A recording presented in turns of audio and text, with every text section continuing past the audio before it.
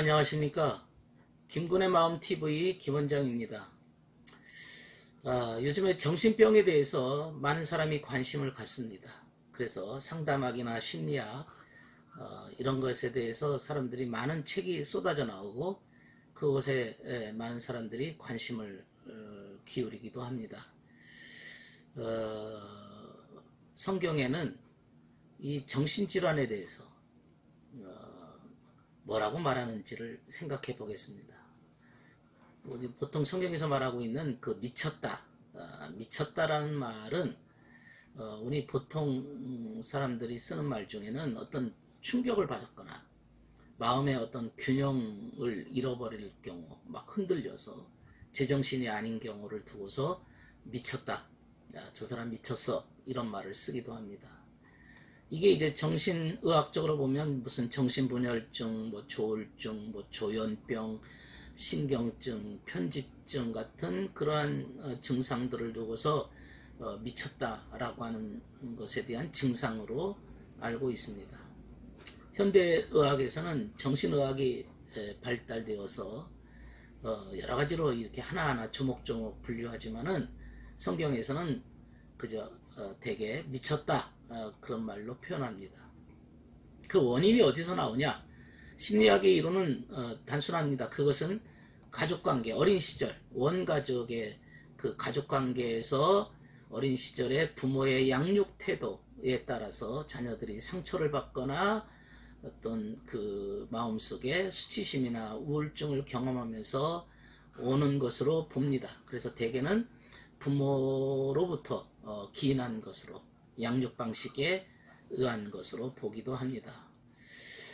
그렇게 하다 보면 사실 부모도 그 이전 부모로부터 피해를 받은 피해자라고 할 수도 있겠죠. 그러면 성경에서 말하고 있는 미쳤다라고 하는 의미는 그런 의미로 보질 않습니다. 성경에서는 더러운 어떤 욕망이 파고들어 있는 상태, 그래서 삶을 망치고 있는 것을 말하고 있습니다. 더러운 욕망이 들어와서 그의 정신상태나 그의 행동과 태도를 망가뜨린 것입니다. 그래서 현실에 적응할 수가 없게 되어지고 거짓된 더러운 욕망으로부터 오게 기인하게 되었다, 그렇게 보는 겁니다. 그렇게 보는 것이죠. 결국에는 악의 세력이 조종하고 있다고 보는 겁니다. 악의 세력이 그 뒷배경에는 깔려있고 그 악의 세력이 그의 영혼을 조종하고 때로는 환상, 환각, 환청 뭐 이런 것들을 가지고 계속 조종한다는 것이죠. 그래서 결국에는 그의 영혼의 상태가 현실과 다른 또 다른 세계에 머물게 만듭니다. 다른 세상에 사는 거죠. 지금 현실에 사는 게 아니라 또 다른 세계에 내가 알 수 없는 그 세계에 머물러 있는 상태입니다. 그러면서도 비정상적인 행동을 하게 되는 것이죠. 그래서 악령이 그의 영혼을 속이고 거짓으로 설득하고 거짓으로 그의 영혼을 끌고 다니는 것이죠. 그러나 그 속에는 인간의 본성 속에 그 탐욕이 자리 잡고 있다고 하는 것입니다. 탐욕이라고 하는 것이 그의 영혼을 끌고 다닌다, 그렇게 보는 것이죠. 보통 이제 그 상담학이나 심리학에서는 이런 질병에 빠진 사람들의 그 정신 상태의 기준을 현실적이냐, 논리적이냐, 아니면 실제적이냐, 도움이 되냐, 이런 것으로 이제 판단 기준을 삼습니다. 그래서 그들은 현실적이거나 논리적이거나 실제적인 사람들이 아닙니다. 뭔가에 치우쳐 있기 때문에 그 치우친 인생, 치우친 세계 속에서 환각, 환청, 이런 것들을 보면서 또 다른 세계에 머물게 되는 것이죠. 한마디로 말하면 우리가 이 세상이라고 하는 현실적인 세계 속에 머물지 않은 또 다른 시스템 안에 머물게 된다, 그런 뜻입니다. 그러면 이 마음의 세계에서 왜 이런 일이 발생할까요? 왜 이런 일이 발생할까요? 마음은 두 가지가 있습니다. 하나는 이해의 기능입니다. 내가 깨달음, 아는 기능이죠. 생각하는 기능입니다. 이해의 기능이 있고 의지의 기능이 있습니다. 이것은 내가 목적하고 뜻하는 기능입니다. 의지입니다. 이 인간의 마음은 이해와 의지가 서로 연결되어 있어서 내가 어떤 생각을 하면은 내가 그 일을 행동할 수 있는 의지가 작동을 하는 것인데요. 이게 서로 일치가 됐을 때 이해와 행동이 이제 길을 걸어가는 것인데 일치가 되는 것이고 인간의 삶이 건강하게 유지될 수 있는 것인데 이게 충돌이 일어난 것입니다. 생각하는 기능과 행동하는 기능이 충돌이 일어나서 균형을 잃어버린 것이죠. 뭔가에 치우쳐버린 겁니다. 그래서 이해의 기능만 발달하면 계속 혼잣말을 한다든지 어떤 행동과는 관계없는 그러한 말들로 막 뒤범벅이 되는 것이죠. 그러니까 서로 조화와 균형이 일어나지 않은 거죠. 마음 세계 속에 질서가 무너져 버린 겁니다. 마치 생태계가 파괴되어지면 자연 만물이 부조화와 불균형이 일어나서 완전히 뒤범벅이 되고 완전히 무질서하게 되는 것처럼 자연과도 그렇게 되는 것처럼 마음의 세계도 역시 뭔가가 균형 잡혀지지 않은 그런 상태에 치우치게 되는 것입니다.